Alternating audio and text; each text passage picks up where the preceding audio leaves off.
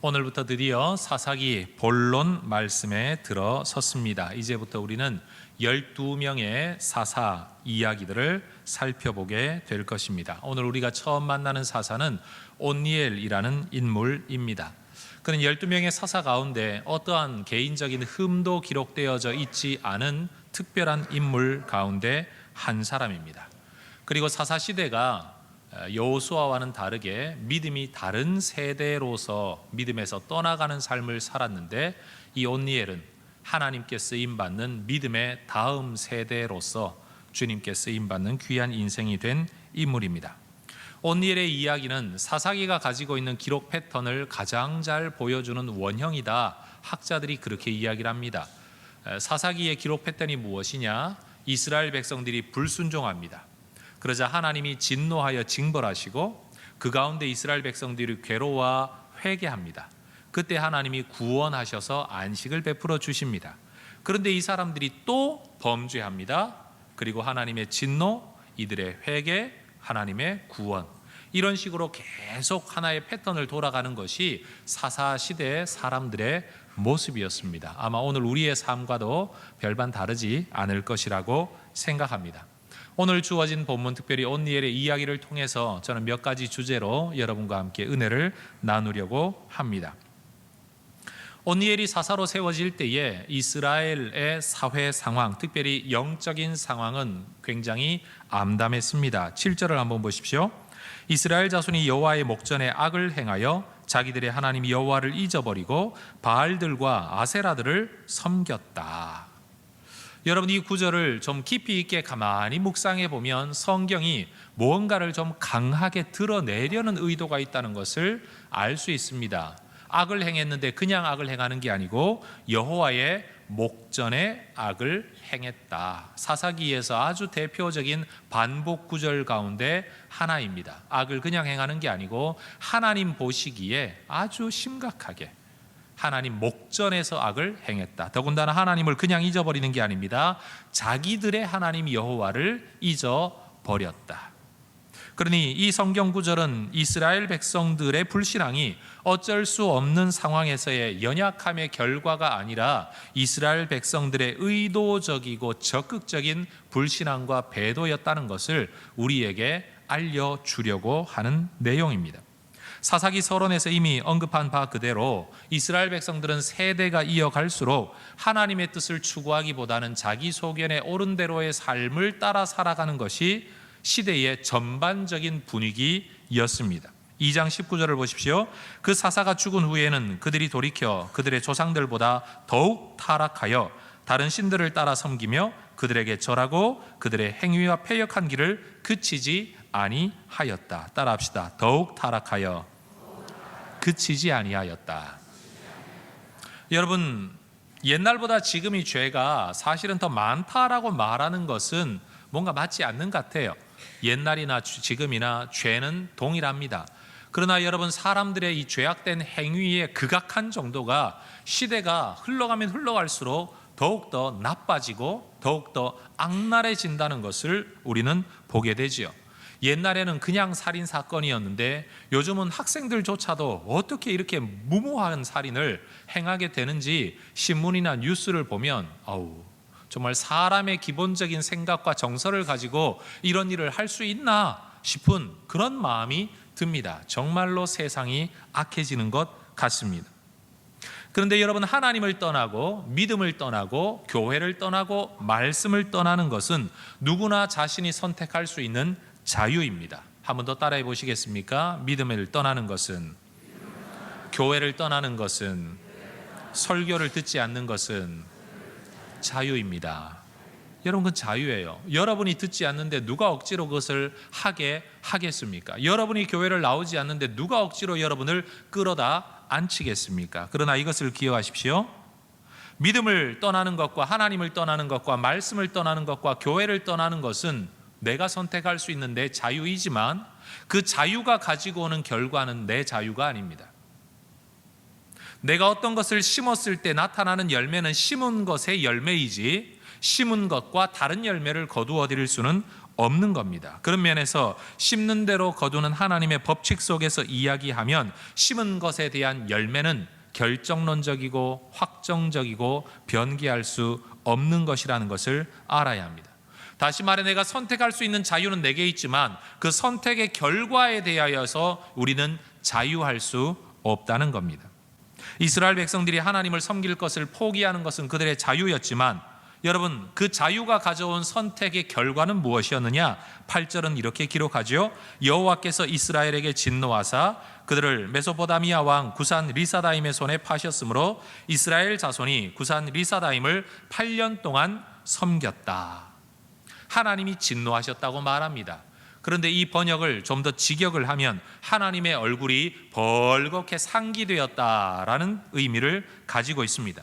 잘못된 길을 꾸역꾸역 고집하는 자식을 보는 부모의 마음처럼 우리 하나님의 심기가 매우 불편했습니다. 상기되어졌습니다. 진노, 분노로 가득 차셨습니다. 그러나 자식을 못 이기는 부모처럼, 더 정확히 말하면 자식을 이기지 않으려는 부모의 마음처럼 하나님은 그들의 고집대로 내어버려 두십니다. 그들이 가고자 하는 길 그대로를 가게 하십니다. 왜냐하면 가로막아도 어떤 형태로든지 그 길을 벗어나려고 하는 사람들이기 때문에 오히려 그 길을 가보고 돌아오기를 기다리는 마음으로 하나님은 그들을 내어버려 두십니다. 성경은 이것을 일컬어 하나님이 그들을 팔아 넘기셨다라는 문장으로 사용을 합니다. 그렇다면 그렇게 자기들의 행복을 추구하여 자기들의 삶의 방향을 추구하여 떠나간 그 길에서 그들은 행복을 누리며 살았을까요? 여러분, 메소포타미아라는 이 지명은 두 개의 강 사이라는 의미를 가지고 있습니다. 양평에 가면 양수리가 있죠. 사실은 양수리가 아니고 양수리인데, 왜냐하면 북한강과 남한강이 만나서 두 물이 만나는 머리, 그래서 한글로는 두물머리가 지명이고 한자어로 이걸 바꾸어서 양수리가 되었지요. 그것처럼 여러분, 이 메소포타미아라는 것은요, 두 강 사이에 있는 땅이라는 의미를 가지고 있습니다. 그 두 강은 뭐냐? 티그리스 강과 유프라테스 강이에요. 옛날 학교를 다닐 때 우리가 세계사 시간에 배웠던 것처럼 인류 문명의 발상지이죠. 이 강으로 말미암은 퇴적되어진 비옥한 토지와 그리고 언제나 공급되어지는 물로 인하여서 이곳은 인류의 문명이 시작되어질 수 있었던 가장 좋은 조건을 가지고 있었던 땅입니다. 그럼 여러분, 이런 땅에는 이 땅을 차지하려는 사람들의 경쟁률이 얼마나 높았겠습니까? 수많은 민족, 수많은 사람들이 그 땅을 차지하려고 했을 겁니다. 그러니 이 메소포타미아 지역 전체는 아니라고 할지라도 어쨌든 그 비옥한 지역의 한 부분만이라도 통치하고 있는 왕이라고 한다면 그 왕은 보통 왕이 아닙니다. 여러분, 그 왕은 보나마나 엄청난 전쟁과 엄청난 군사력을 가지고 아주 강한 통치력을 발휘해야만 그 나라를 유지할 수 있었을 겁니다. 오늘 성경 본문이 5개 구절밖에 안 되는데 그 5개 구절 안에서 4번이나 반복되어지는 바로 이 메소포타미아 지역의 어떤 한 왕의 이름이 등장합니다. 그 이름은 구산 리사다임입니다. 이 왕의 실명은, 진짜 이름은 구산입니다. 리사다임은 별명입니다. 이 별명의 뜻이 뭐냐? 2배로 악하다라는 뜻을 가지고 있습니다. 그러니 사람들이 흔히 그 사람의 이름을 부를 때 통치자 누구 왕, 구산 왕이라고만 말하지 않고 2배로 악한 구산 왕, 따따불 독종, 엄청난 독종. 여러분, 꽃배기로 독종인 사람, 통치자는 통치자인데, 압제자는 압제자인데, 독재자는 독재자인데 보통 독재자가 아닌 거예요. 사람들이 그 이름을 부를 때 언제나 리사다임이라는 그 수식하는 말을 붙여놓고 그의 이름을 부를 만큼 악독했던 통치자, 그가 가나안을 8년 동안이나 다스렸다고 이야기합니다. 그러나 여기서 잊지 말아야 될 게 있습니다. 메소포타미아 인근 지역하고 여러분 가나안 지역은 지리적으로 굉장히 거리가 멉니다. 옆에 붙어있는 땅이라서 탐낼 수 있는 그런 지역이 아니라는 겁니다. 하나님의 백성들이 하나님을 거역했을 때 하나님은 주변에 있는, 좀 잔챙이 같은 통치자들이 아니라 그 시대에 엄청난 힘을 가지고 있는 제국의 통치자를 보내어 그들을 압제하게 했습니다. 어쩌다가 영토 확장 전쟁을 통해서 한번 휩쓸고 지나갔다, 그럴 수는 있습니다. 그러나 이 일은 그것이 아닙니다. 8년 동안이나 그 압제에 시달렸다는 겁니다. 한번 쓸고 지나가는 전쟁이 아니었다는 거죠. 여러분, 우리나라 말에는 이런 말이 있습니다. 호랑이가 없는 골짜기에 여우가 왕노릇한다. 여러분, 하나님의 통치를 벗어나면 자유로운 삶이 이루어질 거라고 생각했던 이스라엘 백성들의 기대와는 전혀 다르게 생각지도 못했던 2배나 악한 통치자가 그들을 압제하는 삶의 상황으로 굴러떨어지고 말았습니다. 하나님의 돌보심의 손길 밖에서 주어지는 삶은 괴로움 그 자체였습니다. 말씀에 순종하는 삶이 번거로운 삶이라 괴로운 삶이라고 생각하던 이스라엘 백성들에게 불순종이 가져온 결과로 주어지는 삶은 더욱더 괴로운 것이었습니다. 그래서 그들은 하나님 앞에 부르짖습니다. 9절, 이스라엘 자손이 여호와께 부르짖었다. 여러분, 하나님을 떠난 자리가 내게 자유의 자리일 거라고 사람들은 많이들 생각을 합니다. 교회 출석하지 않으면 그 남아도는 시간에 내가 멋지게 여행도 하고 내 인생 내 가족도 행복할 거라고 사람들은 착각합니다. 그러나 실제 삶은 그렇게 움직여지지 않습니다. 여러분이 이른 아침부터 교회를 오려고 서둘러 대는 일이 없어진다면 여러분은 보나마나 11시, 12시에 일어날 겁니다. 그렇잖아요? 그러고 나서 이른 점심 또는 늦은 아침을 보나마나 대충 해결하고 오늘은 또 어디 가나 뭐 하나, 남편들은 피곤한 몸을 이끌고 꼭 나가야 되나, 집에서 야구를 보면 안 되나, 일주일 내내 일하고 코빼기도 안 보이는데 애들을 위해 당신이 하는 게 뭐 있냐고, 그러면서 여러분 또 대전부터 또 한바탕 싸우고, 그러면서 마지못해 차를 몰고 밖으로 나가면 어디 가지? 여러분, 나가 노는 것도 한두 주지 어떻게 매주를 나가 놉니까? 그러다가 나가서 돌아다니다가 돈은 돈대로 쓰고 애들은 뒤에서 싸우고 부부는 부부끼리 싸우고, 그리고 돌아오면 몸은 피곤하고 마음도 피곤하고, 그리고 또 월요일이 되면 보나마나 또 출근하고. 여러분, 하나님을 섬기고 교회를 다니지 않으면 훨씬 행복하고 자유로울 거라고 많은 사람들이 생각하지만 실제 옆에 사는 사람들의 삶을 한번 들여다보세요. 그렇게 행복하지 않습니다. 이스라엘 백성들은 하나님의 말씀에 순종하며 사는 삶이 괴로운 삶이고 하나님을 떠나서 내가 원하는 대로 사는 삶이 행복한 삶이라고 그들은 생각했습니다. 그러나 실제는 그렇지 않았습니다. 오늘 본문 속에 사사 시대의 이스라엘 백성들의 삶을 보면 우리는 이렇게 말할 수 있습니다. 따라해 보시기 바랍니다. 순종의 대가보다 불순종의 대가가 더 고통스럽다. 하나님의 말씀에 순종하는 것이 번거로운 일이 될는지는 몰라도 괴롭지는 않습니다. 내 뜻대로 살아가는 삶이 번거롭지 않을지는 몰라도 그 삶은 괴로운 삶입니다. 우산 없이 이 땅을 살아간다는 것, 하나님의 돌보심의 손길 밖에서 살아간다는 것, 그건 결단코 행복한 삶이 될 수 없습니다. 그러니 여러분, 지금 여러분이 서 있는 자리가 고통과 괴로움과 저주의 자리라고 여겨진다면, 성경은 분명 하나님께서 내게 평안과 안식의 자리를 약속하셨는데 내가 살아가는 삶의 자리가 평안과 안식의 자리가 아니라 고통과 괴로움과 저주의 자리라고 여겨진다면 이스라엘 백성들처럼 주께로 돌아와 주께 부르짖으시기를 주의 이름으로 축원합니다. 지금 여러분이 살아가는 자리가 하나님이 주려고 하는 평안과 안식의 자리가 아니라면 여러분은 지금 하나님 안에 있는 게 아닙니다.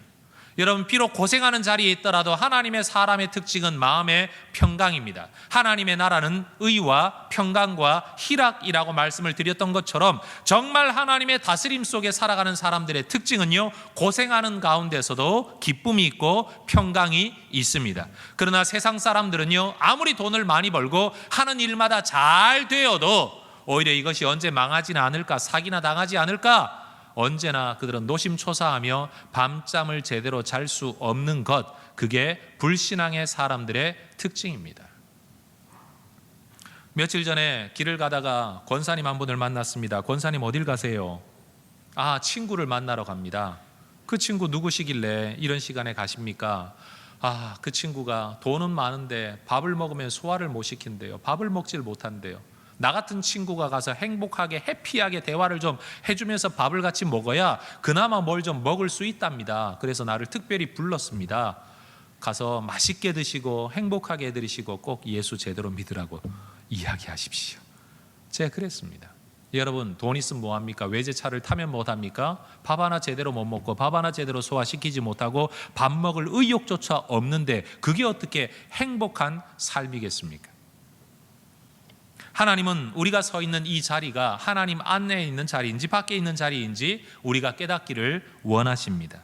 그리고 하나님은 우리가 괴로운 자리에서 살지 아니하고 하나님이 주시는 은혜와 평강과 안식의 자리에서 살아가기를 원하십니다. 그게 하나님의 뜻입니다. 그러니 여러분, 이것을 기억하십시오. 제가 나누려는 첫 번째 주제입니다. 순종의 대가보다 불순종의 대가가 더욱 괴롭다는 것을 기억하고 하나님께로 돌이키시기를 주의 이름으로 축원합니다. 두 번째 주제입니다. 하나님은 이스라엘의 부르짖음에 대한 응답과 구원의 방법으로 온니엘이라는 사람을 통하여 구원하십니다. 9절을 보십시오. 여호와께서 이스라엘 자손을 위하여 한 구원자를 세워 그들을 구원하게 하시니 그는 곧 갈렙의 아우 그나스의 아들 온니엘이라. 온니엘은 혈통적으로 갈렙의 친족이었습니다. 그리고 가나안 전쟁 과정 속에서 갈렙이 기리앗 세벨이라는 어떤 한 성을 보고 누구든지 저 성을 쳐서 먼저 점령하면 내가 상으로 내 딸을 아내로 주겠다. 지도자의 사위가 된다는 또 다른 공약을 내걸 때 그는 하나님이 주신 약속의 땅을 내가 먼저 취하리라. 내가 아내를 얻고 못 얻고를 두 번째로 하고 내가 하나님의 쓰임받는 앞선 일꾼이 되리라. 그렇게 온니엘은 앞장서서 그 성을 취하고 결국 갈렙의 사위가 됩니다. 옛날에는 친인척 간에도 결혼이 많았으니까 이 문제를 가지고 윤리적으로 우리가 비판할 이유는 없을 것 같습니다. 여러분, 모세의 시종으로 충성하였던 여호수아가 모세의 대를 이었습니다. 엘리야의 손에 물을 붓던 시종이었던 엘리사가 엘리야의 대를 이었습니다. 갈렙의 말을 듣고 앞장서 순종했던 온니엘이 갈렙의 대를 이어 이스라엘 백성들의 지도자가 되었습니다. 여러분, 하나님이 쓰시는 사람이 어느 날 갑자기 전면에 등장할 수는 있지만 어느 한 날 갑자기 만들어지지는 않습니다. 사람이 만들어지려면 시간이 필요합니다. 여러분, 인간이 이 땅에 태어나는 것도 시간이 필요하고 태어난 한 아기가 장성한 어른이 되기까지에도 시간이 필요하고 여러분, 성인이 되었다고 할지라도 사회에 기여하는 사람이 되려면 그는 또 다른 교육과 훈련의 시간이 필요합니다. 하나님의 사람은 어느 한 날 갑자기 만들어지지 않습니다. 여러분, 하나님께서 언젠가 우리를 쓰실 때에 그 사람은 어느 날 갑자기 은혜 받고 어느 날 갑자기 세워진 사람이 아닐 겁니다. 분명 그 배경을 들여다보면 그럴 만한 삶의 배경, 그럴 만한 삶의 훈련, 그럴 만한 믿음의 자리에서의 헌신이 있었던 사람을 하나님이 쓰시게 된다는 겁니다. 그러나 여러분, 이렇게 기리앗 세벨, 이름을 바꾸어 드빌이라는 성을 정복했던 온니엘이라고 할지라도 누구보다도 앞장서서 이 성을 취하였던 용맹한 용사였다고 할지라도 그 역시 8년 동안 구산 리사다임의 통치 아래서 살았습니다. 성 하나를 차지할 용맹과 용기와 능력은 그에게 있었을런지 몰라도 제국의 왕을 대항할 힘은, 용기는 그에게 없었기 때문입니다. 그러니 여러분, 온니엘이 사사로 세워지기 전에도 위대한 하나님의 사람이었지만 그 위대한 하나님의 사람이라고 할지라도 하나님이 들어 쓰시기 이전까지는 세상 통치자의 아래에서 살아갈 수밖에 없었다는 겁니다. 그런데 그렇게 짓눌려 살아가던 온니엘이 오늘 성경을 보면 구산 리사다임 제국의 통치자를 이겨버리는 사건이 등장합니다. 그게 바로 10절입니다. 같이 읽어볼까요? 여호와의 영이 그에게 임하셨으므로 그가 이스라엘의 사사가 되어 나가서 싸울 때에 여호와께서 메소보다미아 왕 구산 리사다임을 그의 손에 넘겨주심에 온니엘의 손이 구산 리사다임을 이기니라. 성경 구절이 길지만 저는 핵심되는 표현을 한번 읽어보겠습니다. 따라해 보시기 바랍니다. 여호와의 영이 그에게 임하셨으므로 여호와께서 그의 손에 넘겨주심에 이기니라. 이기니라. 여러분, 온니엘의 승리의 이유를 성경은 두 가지로 들고 있습니다. 첫 번째, 여호와의 영이 그에게 임했기 때문에, 또 여호와께서 그의 손에 넘겨주셨기 때문에 온니엘이 이겼습니다. 성경은 온니엘이 언제, 어디에서, 얼마나 많은 군사와 함께 어떤 방법으로 싸워 이겼는가에 대해서는 기록하고 있지를 않습니다. 왜냐하면 성경의 관심이 거기에 있지 않기 때문입니다. 우리도 누군가에게 이야기를 할 때에 내가 관심 있고 내가 전하려는 핵심 내용만 전하지 쓸데없는 말은 빼고 말하지 않습니까? 지금 성경이 우리에게 알려주는 것은 그때 가나안 안에 있었던 이스라엘의 군사력이 얼마였냐, 구산 리사다임의 군사력은 얼마였냐, 언제 싸웠냐, 어떻게 싸웠냐, 어떻게 이겼냐, 이건 중요한 게 아니라는 거예요. 성경이 우리에게 들려주려고 하는 핵심 메시지는 그가 이겼다는 겁니다. 8년간의 통치 아래서 살았던 사람이 어느 날 갑자기 이겼다는 겁니다. 무엇 때문에? 성령 때문에. 무엇 때문에? 하나님의 손이 그에게 넘겨주셨기 때문에. 기럇 세벨을 쳐서 정복하는 것은 온니엘의 충성과 열정과 능력으로 가능한 일이었다면, 사사가 되고 구산 리사다임을 이기는 것은 자기의 힘과 능력으로 불가능한 일이었습니다. 그렇잖아요, 여러분. 내가 아는 사람한테 밥 한 끼 사주는 건 내 능력으로 할 수 있지만 빌딩 하나 사주는 건 우리 능력으로 못 하잖아요. 온니엘의 능력도 그랬다는 겁니다. 성 하나는 어떻게 빼앗을 수 있을런지 몰라도 이 제국의 통치자를 이길 힘은 그에게 없었습니다. 그러나 여호와의 영이 그에게 임할 때, 하나님께서 제국의 통치자를 그의 손에 넘겨주실 때, 여러분, 상황은 완전히 달라졌습니다. 온니엘이 자기 스스로 용맹을 내어서 한 성을 점령할 때 그는 자기 인생의 구원자, 자기 인생의 길을 여는 자가 되었지만, 그가 성령의 충만함을 받고 쓰임을 받을 때 그는 민족의 구원자, 민족의 앞날을 여는 자로 쓰임받게 되었습니다. 따라해 볼까요? 열심히 살면 개인의 꿈을 이루고 성령으로 살면 하나님의 꿈을 이룹니다. 여러분, 이 말을 꼭 기억하시기 바랍니다. 누구나 열심히 살면 자기 인생 하나의 길은 열 수 있습니다. 배운 게 없으면 몸으로라도 열심히 부지런히 일을 하면 여러분, 자기 하나, 자기 가족 하나는 어떻게든 먹여 살릴 수 있습니다. 내 꿈을 향하여 내가 열심히 살면 내 꿈 하나는 이룰 수 있습니다.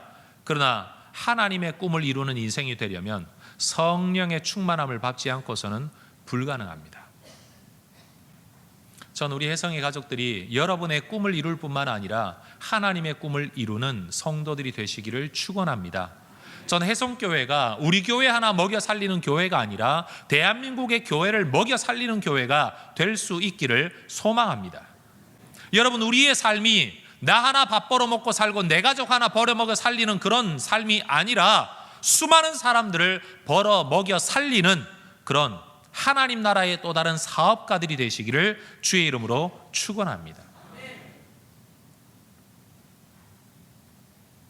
여러분, 똑같은 한 일, 똑같은 한 상황, 똑같은 한 대상이 사람마다 전혀 다른 의미로 해석된다는 것 여러분 아시죠?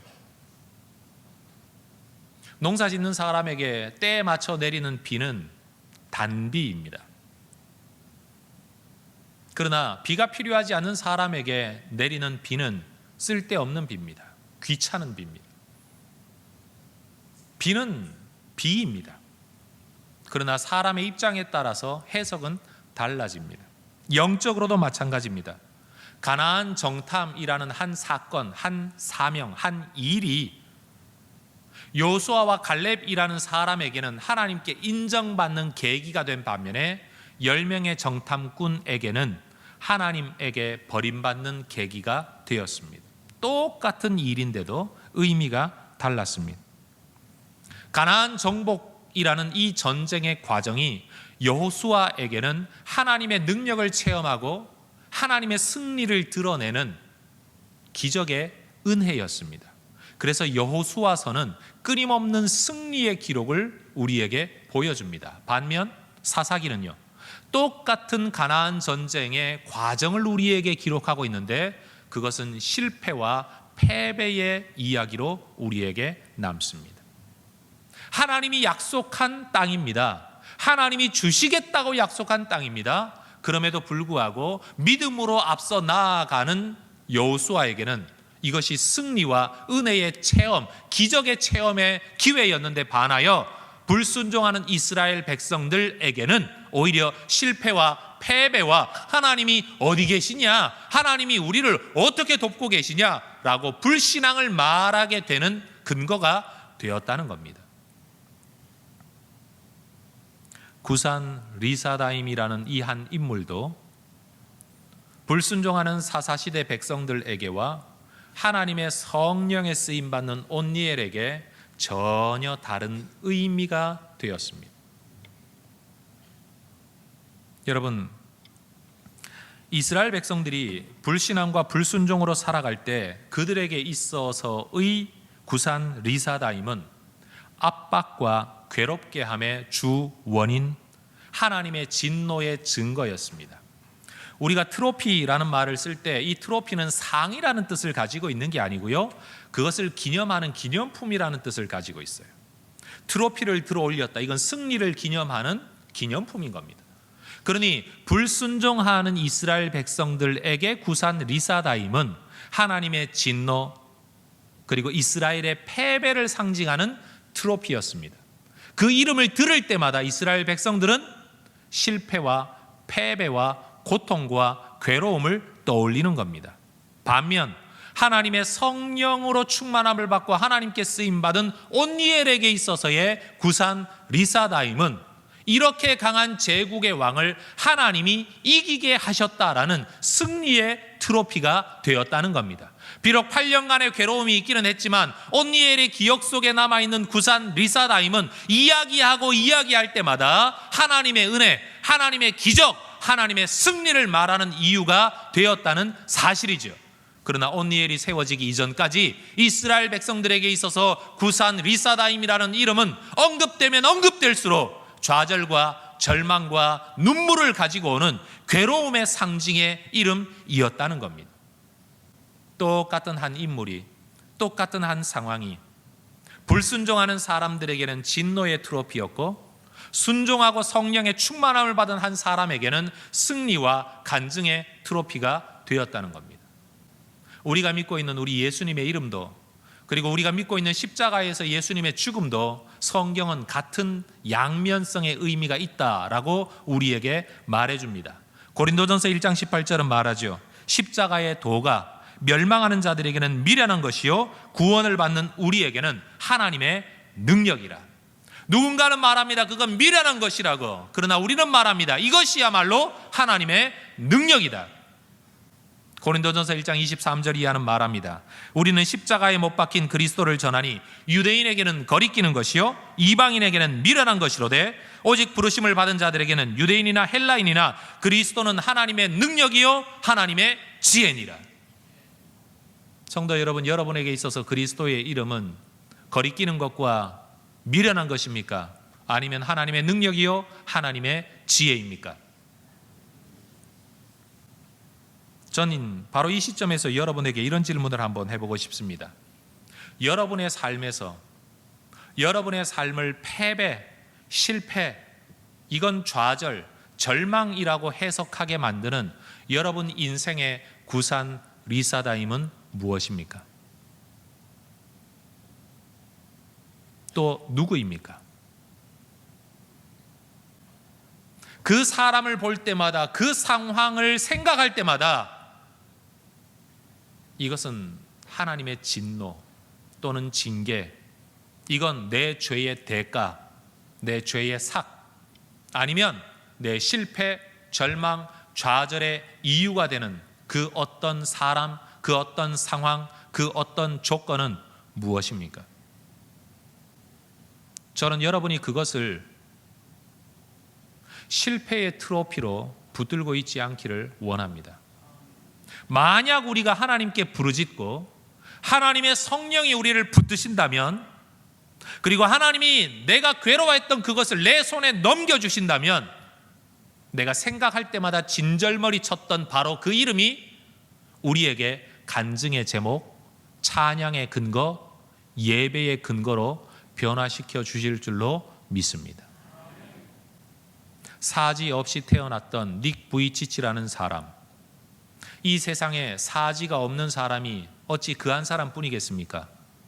그러나 그가 믿음의 가정에서 목사님의 아들로 태어나서 믿음 안에서 자기의 상황을 해석하고 하나님과 만나는 대면의 경험 사건 속에서 성령에 충만하게 거듭난 눈으로 자기 인생을 바라볼 때, 이건 죽어야 할 인생이 아니라, 저주받은 인생이 아니라 사명을 가진, 남과는 다른 독특한 사명을 가진 하나님의 부르심의 자리라고 재해석하면서 다른 사람들에게는 보이고 싶지도 않고 드러내기도 쉽지도 않고 죽고만 싶은 트로피였던 그 사지 없는 장애의 몸이 지금 그에게는 하나님의 영광을 드러내는 트로피가 되었단 말입니다.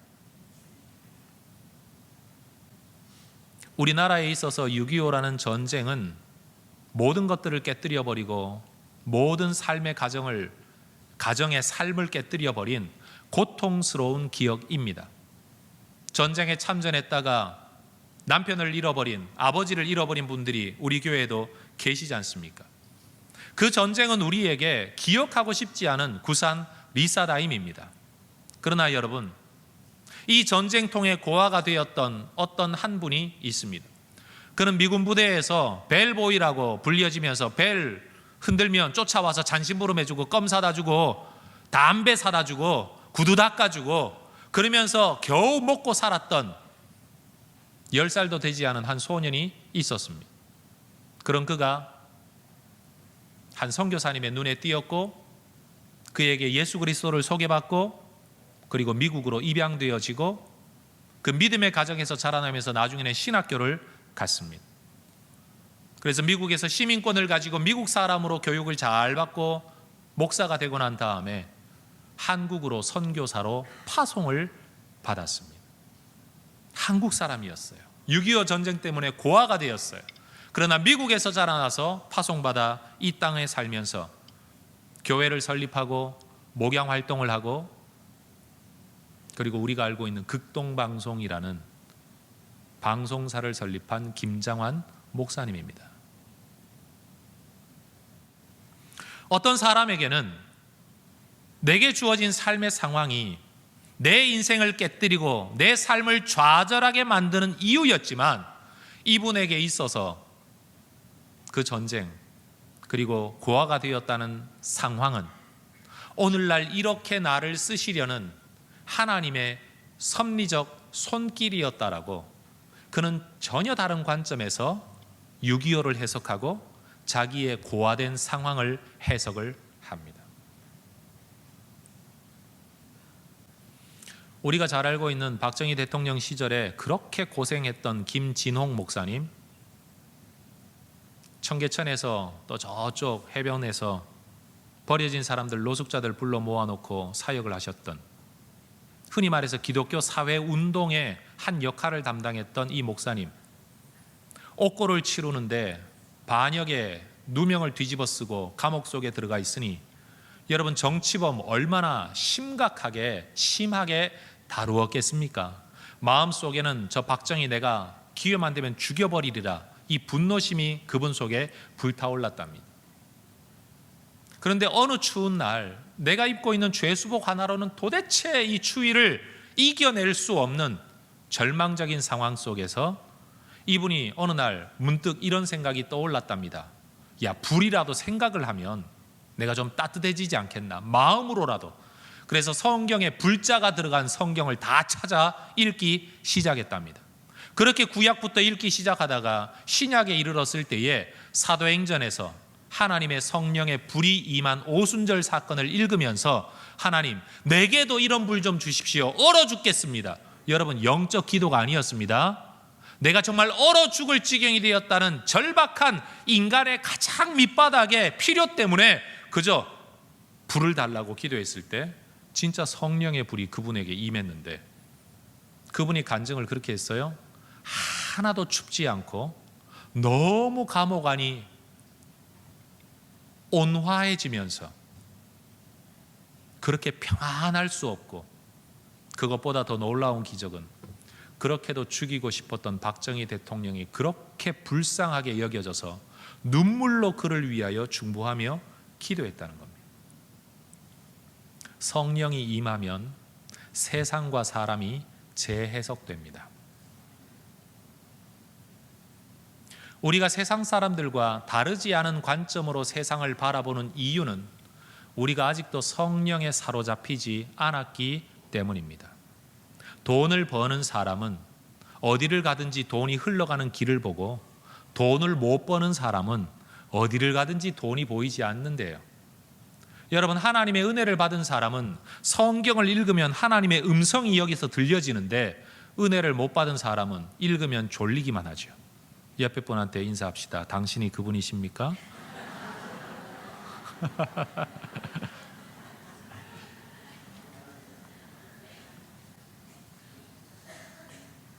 여러분, 하나님의 성령이 온니엘로 하여금, 이스라엘로 하여금 구산 리사다임을 재해석하게 만들었습니다. 우리에게 이런 은혜가 있어지기를 소망합니다. 다윗이 하나님을 대표하여 나설 때에 골리앗은 우상을 섬기는 이방 족속을 대표하여 나섰습니다. 엘리야가 하나님이 살아계신 진짜 하나님이라고 나섰을 때에 850명의 왕에게 초청받을 만한 선지자, 아마 그 외에 잡다한 선지자를 찾으면 더 많았겠죠? 우상 섬기는 것이 주류가 되었던 그 시대에 단 한 명, 하나님의 사람이 세상이 가지고 있었던 해석을 재해석하게 만들었습니다. 여호와 그가 하나님이로다. 여호와 그가 참 하나님이로다.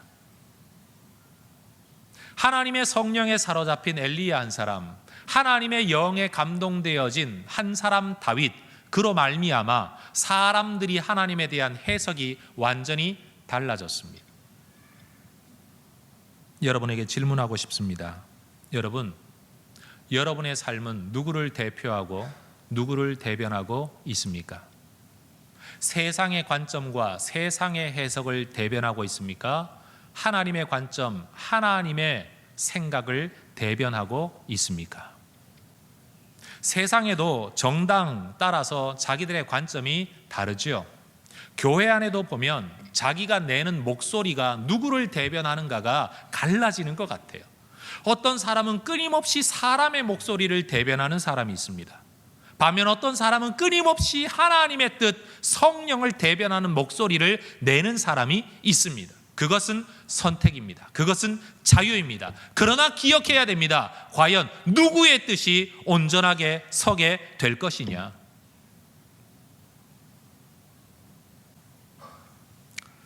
별로 좋지 않은 기억이지만 해성교회를 목회하는 과정 속에 제게 남아있었던 정말 안타까운 기억 중에 하나는 제가 사람을 잃어버렸다는 겁니다. 누구를 잃어버렸느냐? 한 성도를 잃어버렸어요. 근데 왜 잃어버리게 되었느냐? 교회가 뭔가를 하려고 할 때에 교회가 가지고 있는 기도의 제목, 교회가 꿈꾸고 있는 소원과 간구의 기도의 제목과는 다르게 절대 그렇게 안 됩니다. 그렇게 되면 내가 10손가락에 장을 지집니다 라고 인간의 생각을 대변했던 어떤 한 분이 결국은 자기 체면 때문에 교회를 떠나고 말았을 때, 여러분, 저는 성도를 잃어버리고 말았어요.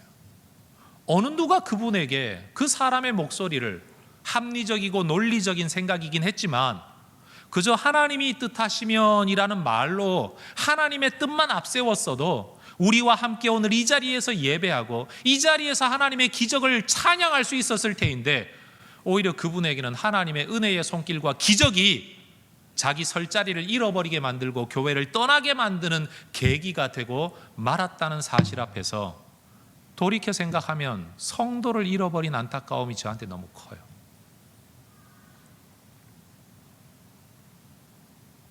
여러분, 우리의 삶과 우리의 말, 우리의 생각이 우리 하나님을 대변할 수 있기를 주의 이름으로 축원합니다.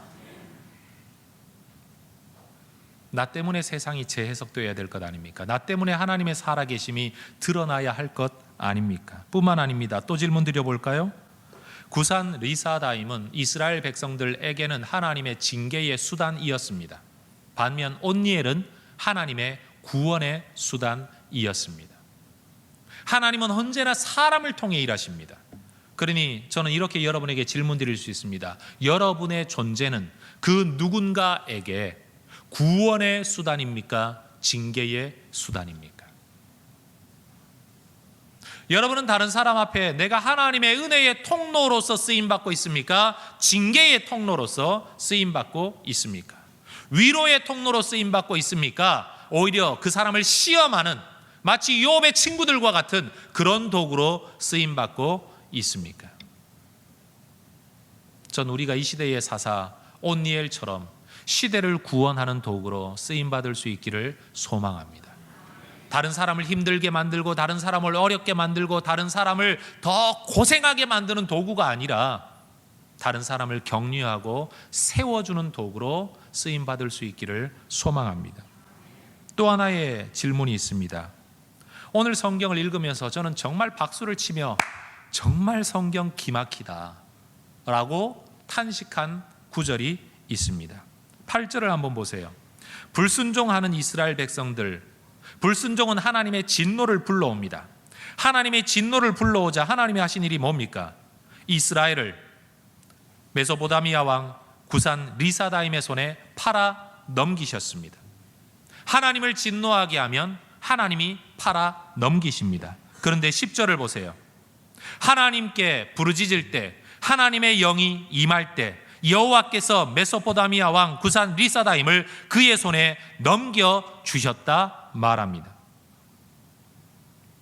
여러분은 불순종 때문에 두 배로 악한 구산의 통치 아래에서의 괴로움 가운데로 팔려가는 인생이 되기를 원하십니까? 아니면 순종하고 쓰임받는 하나님의 백성이 되어 두 배로 악한 구산을 여러분의 손에 넘겨받는 인생이 되기를 원하십니까? 불순종의 대가가 두 배로 악한 통치자 압제자의 손 아래서 살아가는 것이라면, 순종의 대가는, 회개와 돌이킴의 대가는 하나님의 성령에 충만한 하나님의 사람 아래서 하나님 나라의 통치를 받고 살아가는 것입니다. 여러분, 팔려가는 인생이 되지 말고 하나님이 여러분의 손에 넘겨주는 인생이 되시기를 소망합니다. 그러려면 하나님의 말씀 안에 있어야 되고, 하나님을 왕과 사사로 삼고 하나님의 통치 아래에서 살아가야 합니다. 여러분을 유혹하는, 말씀대로 사는 건 번거로운 일이요, 괴로운 일이요, 귀찮은 일이요, 힘든 일이라는 마귀의 속삭임에 여러분 속아 넘어가면 안 됩니다. 너희가 눈이 밝아 하나님처럼 될 거다, 이 속임에 넘어가 하나님이 주신 약속의 평안과 안식의 에덴 동산에서 인간이 쫓겨났던 것처럼, 여러분 우리를 끊임없이 하나님의 안식과 평안의 에덴 동산에서 쫓겨나게 만들려고 우리를 유혹하는 세상의 속삭임에 넘어가서는 안 됩니다. 너도 자유가 있잖아, 너도 인격이 있잖아, 목사가 시킨다고 다 맞냐? 그 말이 목사라고 다 맞니? 네 생각이 더 맞을 수도 있잖아. 꼭 교회에 다녀야만 되는 거니? 꼭 말씀을 들어야만 되는 거야? 그러지 않고도 살 수 있잖아. 여러분, 끊임없는 마귀의 유혹의 속삭임이 결국 여러분의 삶에서 평안과 안식을 빼앗아가고 새로운 구산 리사다임의 통치를 가져올 거라는 걸 여러분은 잊어버리면 안 됩니다. 이렇게 살았던 온니엘, 11절 말하죠. 그 땅이 평안한 지 40년에 그나스의 아들 온니엘이 죽었더라. 전 해석을 좀 바꾸고 싶어요. 온니엘이 사는 40년 동안 이스라엘 땅은 평안하였더라, 이렇게 바꾸고 싶어요. 한 사람이 존재하기 때문에 그 땅에 평안이 오게 되는 그 존재. 여러분, 저는 우리 해성교회 성도들이 있는 곳에 평화가 만들어지기를 소망합니다. 평화를 만드는 사람 되시기를 바랍니다. 그런데 여러분, 제가 목사로서 보아도 예수쟁이들, 교회 다니는 사람들은요, 들은 게 너무 많아, 너무 똑똑해, 말을 너무 잘해. 그래서 어디를 가든지 다 가르치려고 들어요.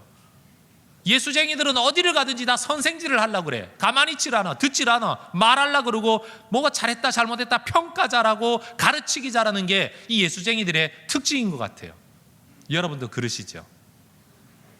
아닌 척하고 앉아있지만 제가 압니다. 그러나 여러분, 우리 예수 믿는 사람들이 어디를 가서 평가하고 정죄하고 가르치는 사람이 되기 이전에 여러분, 평화를 만드는 사람, 하나님의 평안을 가져오는 사람이 될 수 있기를 소망합니다. 여러분이 계시기 때문에 여러분의 회사가 평안하기를 축원합니다. 여러분이 계시기 때문에 여러분의 가정이 평안하기를 원합니다. 그런데 여러분, 부모도 자녀에게 할 말이 있듯이 사실은 자녀들도 부모한테 할 말이 있거든요.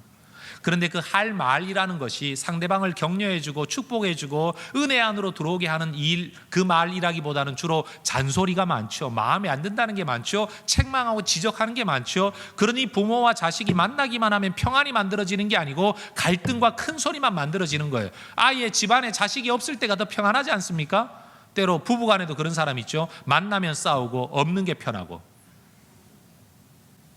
전 우리 혜성 성도들의 가정 생활이 여러분이 계시기 때문에 그곳에 평안이 임하게 되는 온니엘의 삶이 될 수 있기를 원합니다. 구산 리사다임의 통치가 아니라 하나님의 통치, 성령의 통치. 우리의 가정 속에 이것이 우리의 기도 제목이에요. 기도 제목이 이게 우리의 십자가예요. 하나님이 지워주시도 아니한 십자가를 자기 혼자 짊어지고 그것 때문에 눈물 흘리고 그것 때문에 고통받으면서 일생을 사는 자들이 아니라 오히려 그것이 내게 하나님의 간증의 트로피가 될 수 있도록 내가 하나님께로 돌아오고 하나님께 부르짖고 성령의 충만함을 받고 하나님께서 그것을 내 손에 넘겨주시는 삶이 되어질 때, 여러분, 그때 비로소 우리가 하나님의 사람이라는 것이 이 땅에 드러나지 않겠습니까? 여러분이 지고 사는 구산 리사다임이 패배와 진노와 징계와 절망과 고통과 슬픔과 괴로움의 트로피가 아니라 하나님께서 내게 주신 승리의 트로피가 될 수 있기를 축원합니다. 극복되어진 약점은 간증거리입니다. 그러나 극복되어지지 아니한 내 약점을 다른 사람이 말할 때 그것은 역린이 됩니다. 역린이 뭔 줄 아시죠? 용의 수염, 거꾸로 난 수염, 이거 건드리면 죽어요. 어떤 사람이든지 그거 언급하면 내가 가만히 있지 않는 내 치부. 그런데 여러분, 극복되어질 때는 웃으면서 말하는 간증이 될 수 있어요. 그러나 극복하지 못하면요, 누가 말하면 발끈하게 됩니다.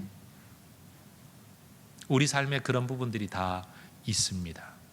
여러분, 성령으로, 말씀의 순종함으로, 하나님의 은혜로, 주께서 그것들을 내 손에 넘겨주심으로 여러분, 그것이 누군가에게 위로가 되고 오히려 소망이 되고, 내가 겪었던 아픔, 내가 가지고 있었던 구산 리사다임의 통치 아래에서의 괴로움이 오히려 누군가에게 위로가 되고 간증이 될 수 있는 사람으로 세상을 재해석, 상황을 재해석, 문제를 재해석하는 하나님의 백성들 되시기를 축원합니다.